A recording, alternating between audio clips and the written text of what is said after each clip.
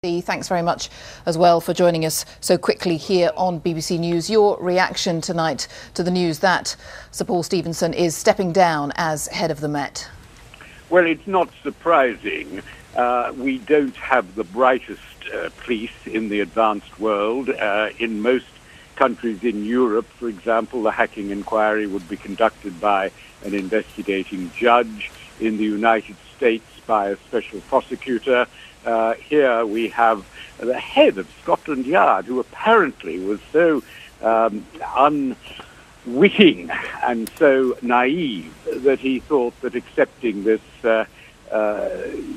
goodie, this perk from News of the World employee, former News of the World deputy editor, was going to go unnoticed. And of course, it was naive and it was improper, and it's good that he's gone. But after the antics of the police in Keith Baz's committee last week, we have to face the fact that we in Britain have perhaps the least intelligent police in the advanced world. And to add to that, the police in Operation Weeting, by arresting Rebecca Brooks, have in effect sabotaged the committee on Tuesday, because now Rebecca Brooks will have a very good excuse for not answering any questions because she's been under arrest and under suspicion. The Murdochs may be arrested themselves by the end of the week,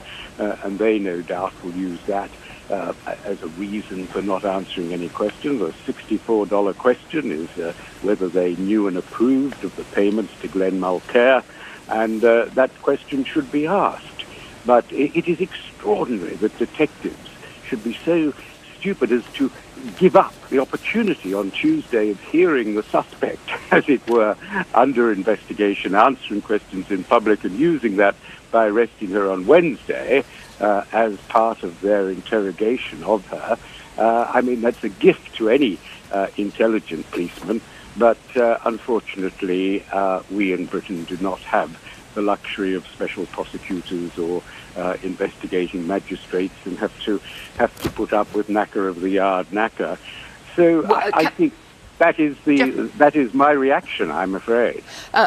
You talk about him being naive. He says he is going, among other things, because he acknowledges that Neil Wallis worked with the Met on for a period of 12 months. He says he's taking responsibility for that. He says he has absolutely no knowledge of the extent of what was going on, but he takes responsibility, I suppose, on his judgment of employing Neil Wallis. Many people giving their reaction before you have said actually he's being brave, that is one word that was used, and that he was doing the honourable thing, taking responsibility, perhaps when in society we're not really used to people at the top of organisations taking responsibility. Well, he's got no real alternative. Come on, he was head of the Met during a period when it had unhealthily and corruptly close relations with the major newspaper and perhaps other newspapers.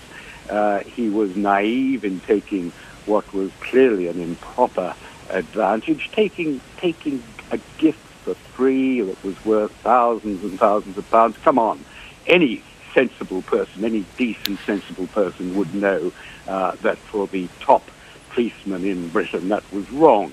So I think he had no alternative but to resign. I think that his behaviour, together with the what we've seen of Scotland Yard in the inquiry last week, does raise a very, very important question, namely whether Mr. Cameron is right in thinking that Operation Weeting, which has, I think, scored an own goal tonight by arresting Rebecca Brooks and thereby sabotaging the committee on Tuesday, which would have provided a lot of information for it, and it's foregone that opportunity to obtain that information from the suspects, a real question as to whether the police can get to the bottom of this important hacking and bribery inquiry by investigating themselves, among other things. And I think that this must mean that Miss Lord Justice Leveson's inquiry must be given the green light to inquire into the hacking and bribery scandal at News Limited first, irrespective of the police inquiry, because I fear that is the only way we're going to get to the truth. Geoffrey Robertson, we must leave it there. Thank you for your time. Geoffrey Robertson, QC. Joining me now in the studio is former Scotland Yard undercover detective Peter Bleksley. Peter, thank you very much.